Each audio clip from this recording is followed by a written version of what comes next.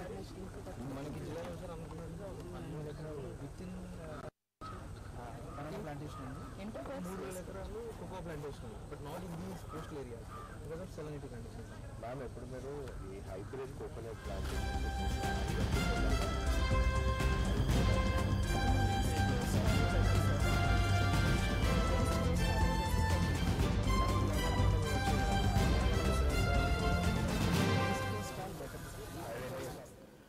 మనం చూస్తున్నాం doctor BR Ambedkar Konaseema జిల్లా రాజోలులో ప్రస్తుతం కేసనపల్లిలో డిప్యూటీ సీఎం జనసేన అధినేత పవన్ కళ్యాణ్ పర్యటిస్తూ ఉన్నారు. అక్కడ సముద్రపు నీరు చేరి పాడైనటువంటి కొబ్బరి తోటలు ఏవైతే ఉన్నాయో వాటిని పరిశీలిస్తున్నారు. అక్కడ ఉన్నటువంటి అభిమానులు ఎవరైతే భారీ సంఖ్యలో అక్కడికి చేరుకున్నారో వారికి అభివాదం చేస్తూ కూడా ముందుకు వెళ్తున్నారు.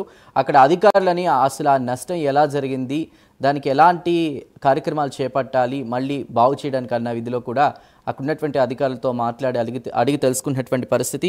ఇక డిప్యూటీ సీఎం హోదాలో అంబేద్కర్ కోనసీమ జిల్లాకు తొలిసారి పవన్ కళ్యాణ్ రావడం జరిగింది. కేసనపల్లిలో దెబ్బతిన్న కొబ్బరి తోటలను పరిశీలించి బాధిత కొబ్బరి రైతులతో పవన్ కళ్యాణ్ ముఖాముఖి నేపథ్యం. అదేవిధంగా రాజోలు మండలం శివకోటిలో పవన్ కళ్యాణ్ బహిరంగ సభ కూడా నిర్వహించబోతున్నారు. ఆ సభలో పాల్గొనబోతున్నారు.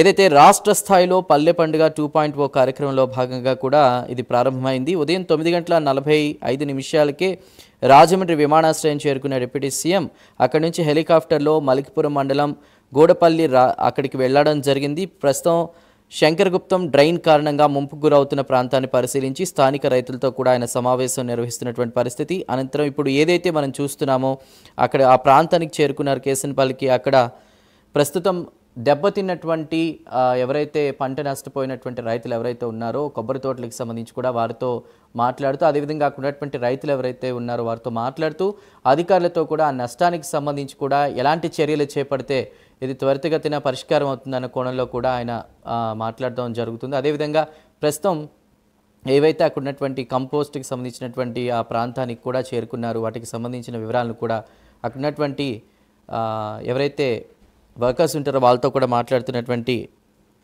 విజువల్స్ మనం చూస్తున్నాం. మొత్తం మీద బాధితులైన దాదాపు 840 మంది రైతులు ఎవరైతే ఉన్నారో ఆ నష్టపోయిన కొబ్బరి తోటలకు కూడా పరిహారం ఇచ్చే దిశగా పవన్ అడుగులు ముందుకేస్తున్నారు.